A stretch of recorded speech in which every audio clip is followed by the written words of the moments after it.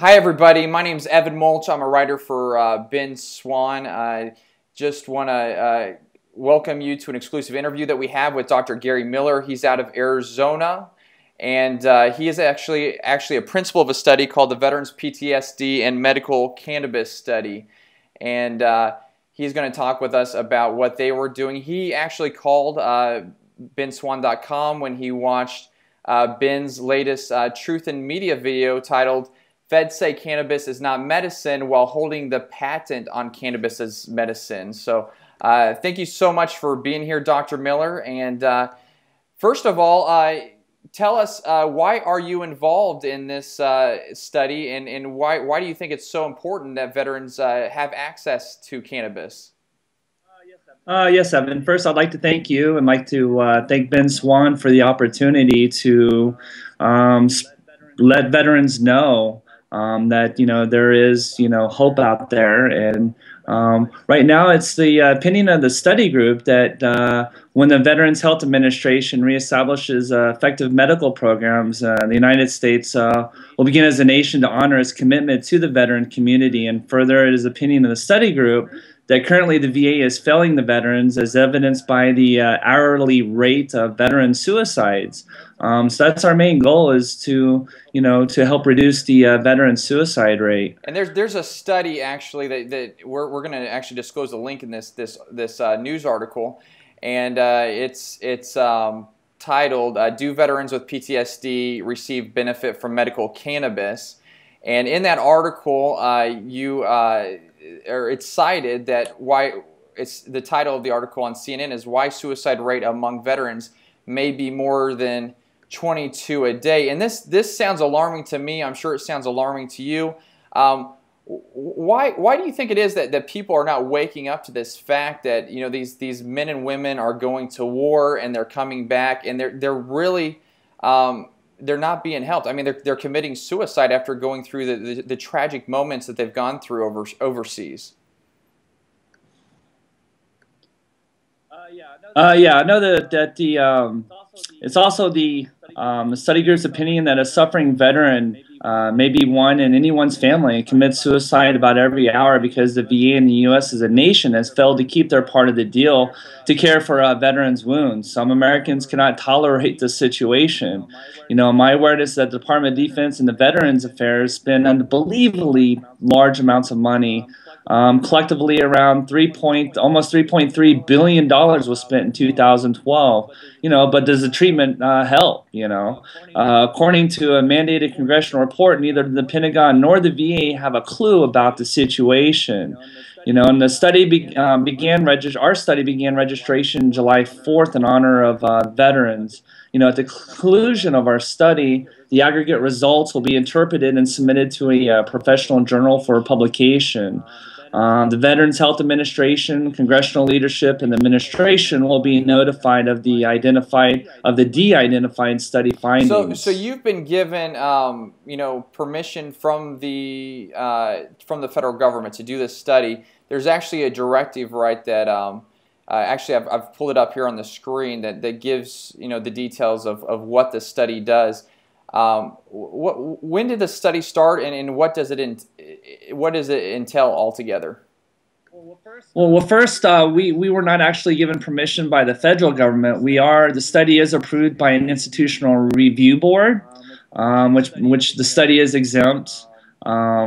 Inagami Health Management has donated to Inagami Medical Cannabis, which is a subsidiary of Inagami Health Management, $300,000 in-kind technology in the form of a patient health record.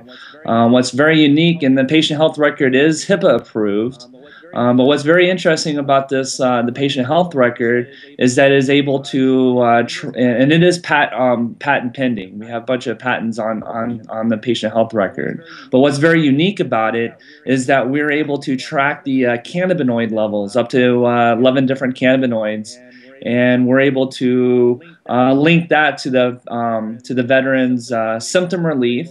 We're able to track not only the cannabis, but also over-the-counter medication and prescribed medications. And that populates into a nice little graph in order for the veterans or caregivers, their doctors, and pharmacists at the dispensary to help the veteran determine the best medicine for them. So this study, what do you believe this study is going to conclude, or what do you expect to get out of this study when it's completed? It's very, very simple. You know, is medical cannabis, does it help or does it not help veterans suffering from PTSD? Okay, and there's going to be lots of veterans across America that are going to view this video, and they're going to wonder, how do I get involved? Where do I need to live to be part of this study? And what do you recommend that they do? The study is only for veterans that are living in approved states for medical cannabis, which is 23 states plus Washington, D.C. Al Byrne, who's the president of Patients Out of Time, I think he coined the term treatment by geography. You know, and he questions, why is it that a veteran, say, living in Kansas, for example, why is it that they won't have the same treatment, access to treatment than a veteran in Colorado? So it does create some ethical dilemmas, and hopefully that our study will help guide policy not only with the VA but for our administration and Congress. Right. And with the amount of suicides, it's so important that this something be offered to veterans that can help them cope with the thoughts, the tragedy that happens when somebody has PTSD, and I really hope some good things come out of this. How do veterans? I mean, is there a website that veterans should go to? Yes, our website is www.vetptsdstudy.org. So it's vetptsdstudy.org. They're able to, if you go to that website, we have all of our IRB forms and consent forms and additional information, and also our privacy statement. And also, if you go about the middle of it, it says participate in this important study of 10,000 eligible veteran participants. And when you go into that, click register, and then that will help go through the qualifying procedure if a veteran is qualified or not.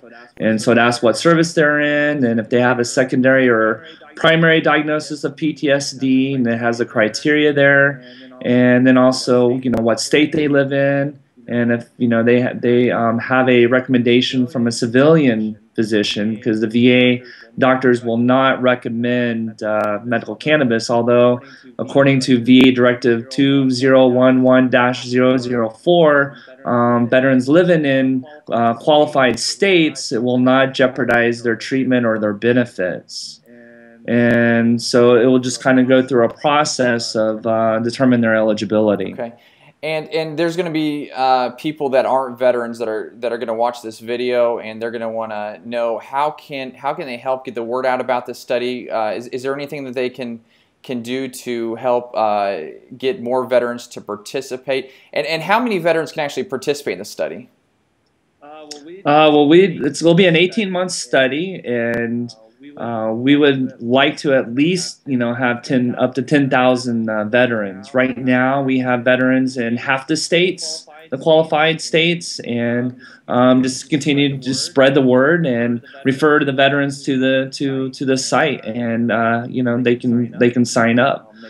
They can also send an email to me. I would be more than happy to answer any questions or facilitate any need. And what is your email address?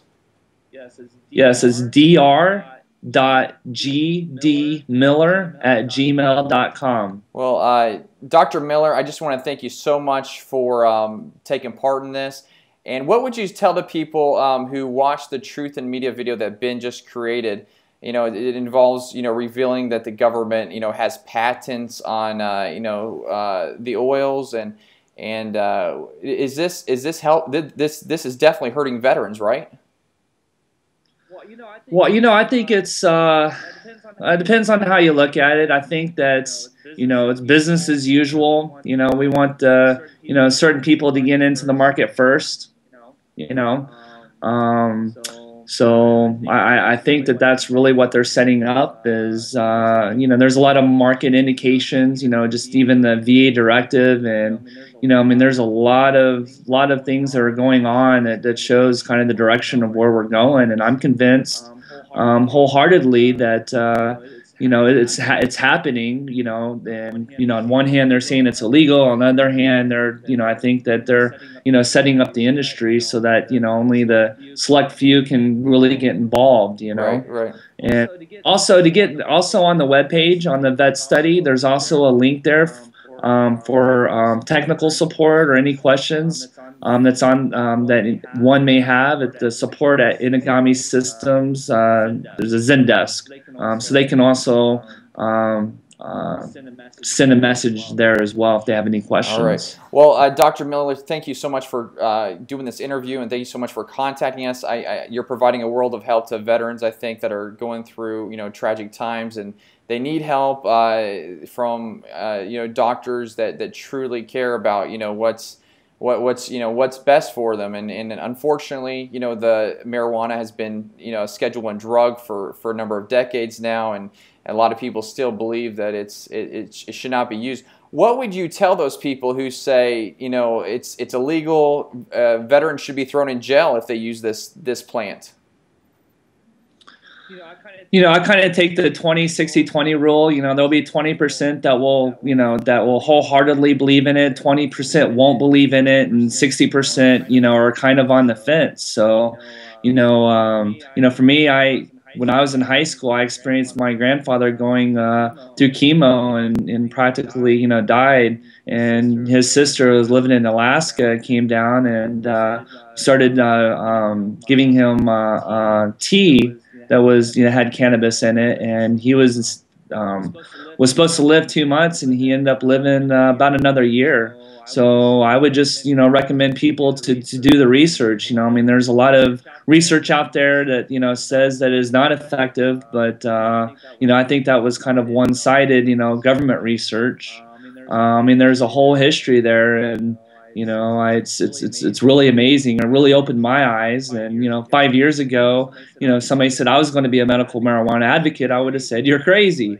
But I think it's really important to know that especially PTSD, that medical cannabis, there is some efficacy with that. But I think it's very important that if you're a veteran, that conjunctive therapy, which in the form of psychotherapy, going to a therapist, is important. And I think hopefully that one day that there will be therapy out there in medicine that people can take and also go to therapy and start healing their wounds. As you know, Dr. Miller, the mantra over here at benswann.com is humanity over politics, and thank you so much for choosing humanity over politics, making the decision to go into something that not many doctors have the courage to go through or are willing to stand up and talk about. So thank you very much. And for listeners out there, feel free to share this video on social media. Also, if you haven't watched Ben Swann's Truth in Media video